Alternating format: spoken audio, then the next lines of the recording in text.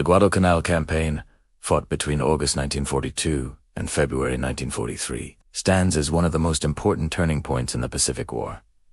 It was the first major Allied offensive against the Japanese Empire, and marked the moment when the United States shifted from a defensive stance after Pearl Harbor to a determined drive toward victory. The campaign was fought across land, sea, and air in one of the most hostile environments imaginable. For 6 months, soldiers, sailors, and pilots endured hunger, disease, exhaustion, and relentless combat. The outcome of this struggle would shape the course of the entire Pacific conflict. Following the American victory at Midway, U.S. leadership recognized that Japan's strategy had shifted to consolidating its defensive perimeter across the Pacific. In mid-1942, the Japanese began constructing an airfield on Guadalcanal, a large island in the Solomon Chain. If completed, this airfield, later named Henderson Field, would allow Japanese bombers to threaten Allied supply routes between the United States and Australia. Losing control of those routes would isolate Australia, severely weakening the Allied war effort. Realizing the danger, the United States decided that the airfield had to be captured before it became operational. Thus began Operation Watchtower, the first American amphibious invasion of the war. On August 7, 1942, U.S. Marines landed on Guadalcanal and neighboring islands. Although the landing was initially disorganized and chaotic due to inexperience and rough conditions, the Marines found only light resistance. Japanese construction troops fled into the jungle, leaving behind food, equipment, and a nearly completed runway. Within days, the Marines claimed control of the airfield, unaware that they had just ignited one of the most ferocious campaigns in the Pacific War.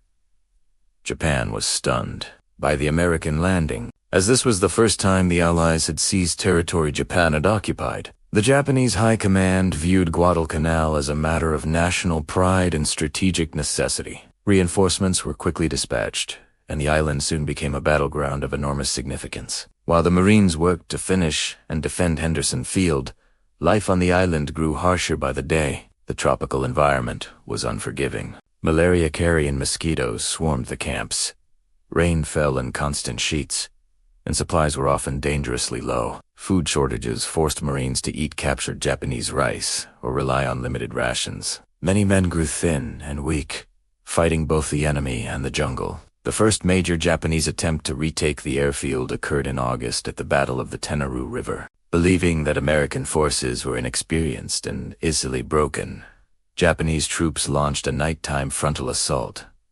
The Marines, however, were well prepared. Machine guns, rifles, and artillery tore through the charging Japanese ranks. The battle shattered Japan's belief that sheer willpower and spirit could defeat American firepower. By morning, hundreds of Japanese soldiers lay dead, and the myth of their invincibility was broken for the first time. But this victory did not end the struggle. Japan continued to send reinforcements by sea, often under the cover of night. Naval battles around Guadalcanal became a defining feature of the campaign. The waters surrounding the island soon earned the nickname Iron Bedham Sound, due to the dozens of ships sunk there, American and Japanese alike. The Battle of Savo Island, which took place shortly after the Marine landing, was a devastating early defeat for the Allies. Japanese cruisers, using superior night-fighting tactics, surprised the Allied fleet and sank several cruisers in a matter of minutes. This loss left the Marines temporarily cut off, with the U.S. Navy forced to withdraw. Despite the shock, the Marines held firm, determined not to abandon the airfield. The struggle for control of the skies was equally intense. The completion of Henderson Field allowed American pilots, collectively known as the Cocteau's Air Force, to challenge Japanese air superiority. From dawn to dusk, the pilots defended the island from bombing raids and intercepted enemy aircraft. Though often outnumbered and using worn-out planes, the Cactus Air Force played a crucial role, preventing Japan from gaining control of the air. Throughout the fall of 1942, Japan launched several major land offensives. The Battle of Edson's Ridge saw American defenders, including Marine raiders and paramarines, fight off wave after wave of Japanese assaults during a desperate nighttime attack. Their successful defense preserved Henderson Field at a moment when losing it would have meant losing the entire island. Meanwhile, at sea, the campaign reached its peak intensity. Battles such as the Battle of Cape Esperance and the naval battle of Guadalcanal pitted American and Japanese fleets against each other in brutal nighttime clashes. The naval battle of Guadalcanal in November was particularly decisive. American battleships and cruisers fought at close range with Japanese warships, preventing them from shelling Henderson Field. This battle marked the beginning of the end for Japan's naval strength. In the region, as the months dragged on, the Japanese situation deteriorated rapidly. American control of the skies and seas made supplying their troops increasingly difficult. Japanese soldiers suffered from starvation, disease, and exhaustion. Some units were reduced to eating insects, roots, or nothing at all. They referred to Guadalcanal grimly as Starvation Island. Despite their hardships, Japanese troops continued to launch determined attacks. Yet every assault failed, and every reinforcement convoy suffered heavy losses.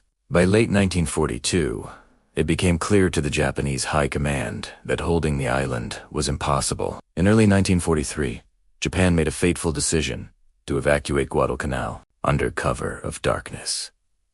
Japanese destroyers nicknamed the Tokyo Express succeeded in extracting thousands of surviving troops. On February 9, 1943, the United States announced that Guadalcanal was officially secured. The victory transformed the Pacific War.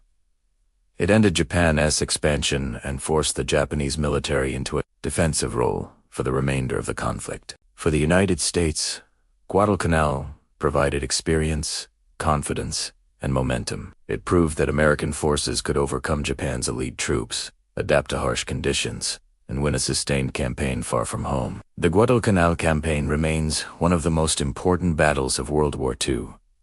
It was a clash of endurance, willpower, and strategia. Fight not only against a determined enemy, but also against the ravages of nature. The cost was high, but the victory reshaped the war and set the stage for the Allied advance across the Pacific.